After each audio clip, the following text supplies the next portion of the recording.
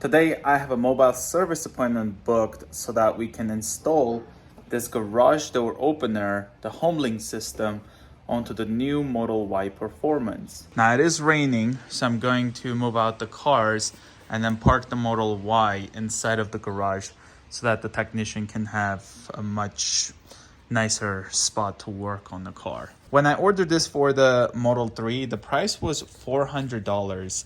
And now it's $450 here in Canada. I don't understand why if I open this box that I paid for will void the installation, which I also do not think I could install this by myself. Parked in the garage, when they arrive, I'll just move it back a little bit, lock the garage door, so that way if somebody comes up with the other car, it won't end up opening or closing it. Installation complete. The installation itself is pretty simple.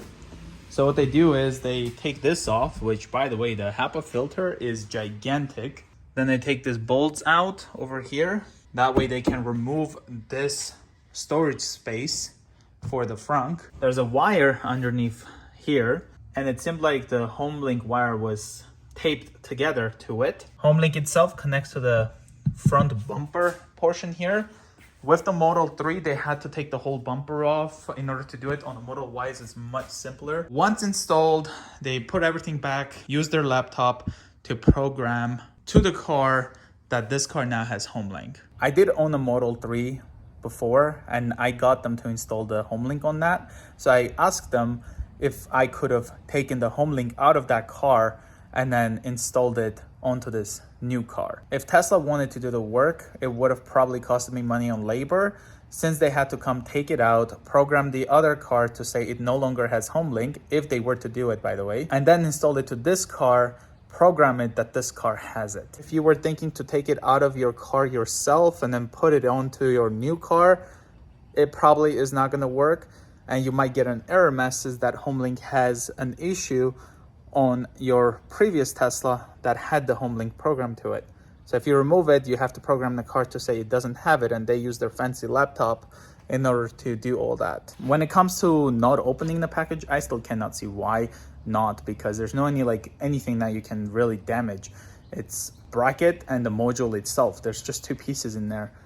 So I don't see why if you open the package, it's gonna void the installation. And in other words, when you see a thing that says don't open it and you paid for it, you kind of want to open and see like what's in here, like, you know.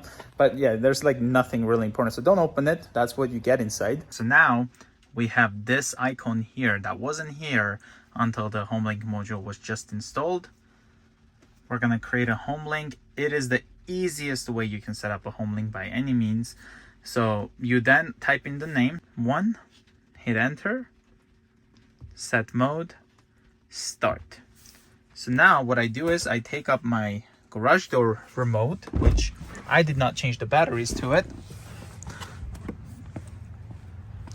It's kind of the batteries I had for 2 years.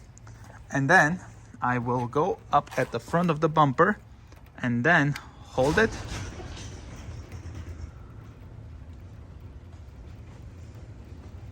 See the light flashes? That's it. Now what I do is I go back inside of the car. It says recording complete. I hit continue. I hit continue for the training the receiver to like learn it. You don't do anything. You don't have to run and press a learn button or anything. And then we hit save. Now, if I just do this, the garage is kind of messy, but I don't know if you can hear. It is closing the door right there. I can touch here, touch it again, it's gonna start opening, and then touch it again, it'll stop, and then touch it again, it will close it. To program the second one, all you do is you type in the name again, hit enter, set mode, start. Same thing except number 2 now. Hold it here, light flashes, let go back in the car, hit continue. You can just do it like super quick. It is so smart that it just does it so quick. That's it. Now we have garage door 1 and 2. If I touch here,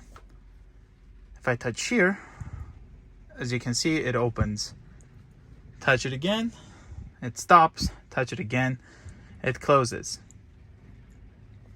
You can also have the automatic opening. So if you have this on, you can set it so that it automatically folds the mirrors, automatically opens when arriving. You can set the meters, how close you want. So as soon as you get home, it will automatically open the door for you. If the door is open, however, it will close the door. So if you see the door is open when you're getting home, somebody is home or something like that, you need to hit cancel. Otherwise, it'll just close the door. Auto close when leaving. It will close as soon as you leave. I personally don't use that, but I do use the automatic opening when I arrive, which is really cool. You can also set it so that it chimes when it automatically opens or closes the door. So that's pretty much what the installation and setup looks like. All they do is they come up, install the module, and then you just quickly program it like that. It's so simple. I don't want to have this thing hanging up in my car because I mean, it's like a thing, even though nobody can open the door with this since I locked the garage doors.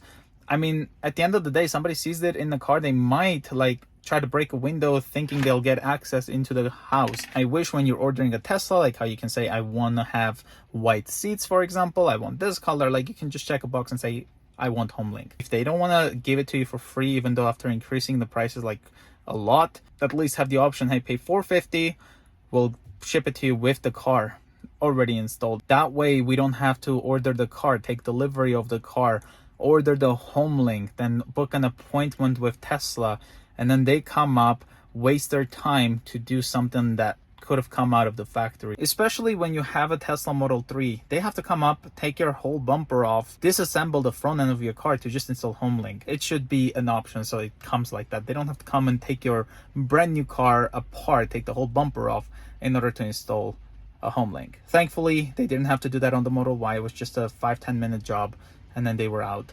But yeah, hope you enjoyed this video. If you're new to the channel, consider subscribing. I'll see you guys next time.